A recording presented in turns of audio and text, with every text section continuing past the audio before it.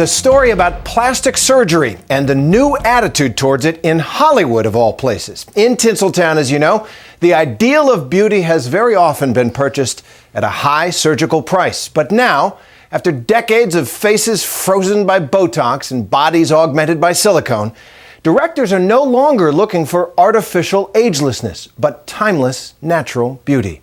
Neil Karlinsky takes us behind the scenes at the casting calls and to the front lines of Hollywood's war on plastic surgery. Okay, you're my dealer. Go to Studio 3, please. At this Hollywood casting session, Yes. actors like Ashley Davis are looking for a break. You just go in and be yourself, I guess, and your control is so little in this that, all you can do is go in the room and do your best. In the past, Hollywood's best may have included some surgical help.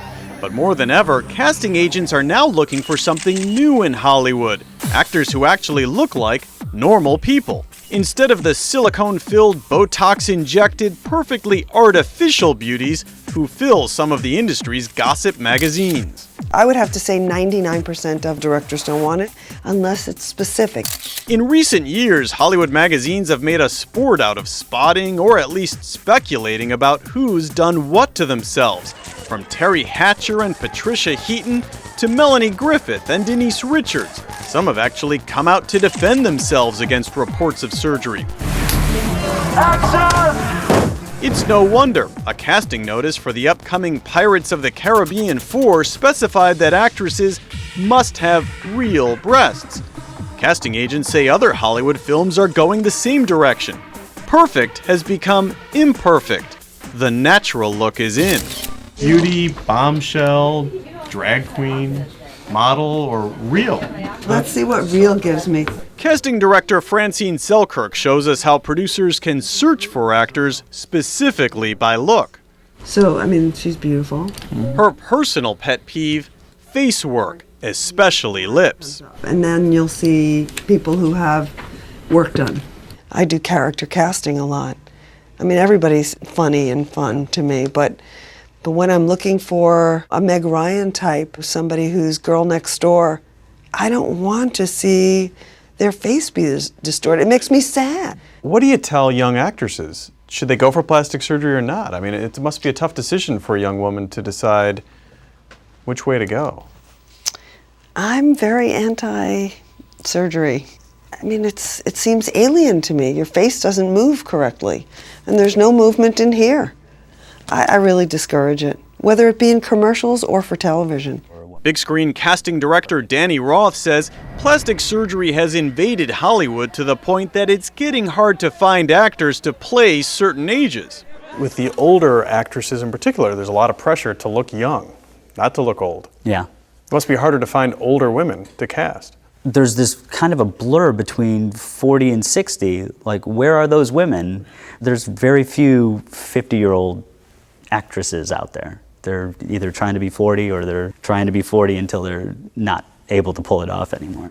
Reality star Heidi Montag has become the poster child for mega surgery. She put her body through 10 procedures in a single day. Truthfully, the best plastic surgery should be plastic surgery that is subtle. And then these come pre-filled with silicone. They're the same. Even plastic surgeons who defend every aspect of it for every part of the body imaginable concede that more isn't always better.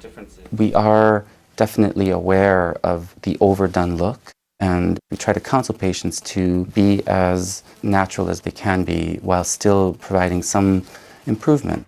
In some ways, Hollywood is taking a page from another industry based on beauty. The fashion industry. I think when it comes to beauty, fashion is always looking for the genuine article. They're looking for somebody who is very natural. There are a lot of beautiful people out there, and I don't think fashion has ever had a real tolerance for people that looked cosmetically or surgically enhanced. Sean Patterson, a man with a keen eye for beauty, says it's about time Hollywood got real. Too old, too short, too big, and there's nothing I can do with you. The reality show The Agency followed his modeling agency and showed up close and personal women under the microscope.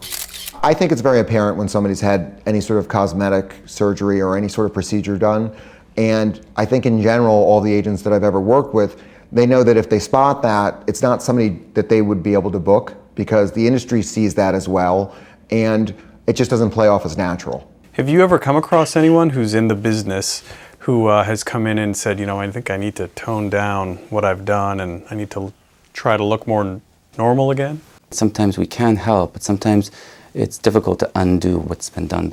There's some things that we just can improve upon, but not reverse completely. Ashley? So what is a young actress to do? Have you ever heard anything when you're at a casting session of, you look like you could be close, but, we need something that looks a little more like this? Well, when I was young, I lost a lot of parts because I was told I wasn't pretty enough, or I wasn't the sexy type, or I wasn't this, or I wasn't that. I'll tell you why. You have a choice. You can, be devastated and try to make yourself something that they say, but then the next time you go in, they'll tell you it's a completely different look that they're looking for. So you're always going to be chasing something. She didn't get the role she was trying out for this time, but she's okay with it and okay with herself, too. It may help that more stars are coming out, like Terry Hatcher, fresh onto the pages of the latest gossip post for a different reason this time. She put out pictures of herself on her Facebook page, clad in only a towel to show women what she really looks like, flaws and all. Hollywood may demand perfection, but sometimes the perfect beauty is the real one. I'm Neil Karlinski for Nightline in Los Angeles.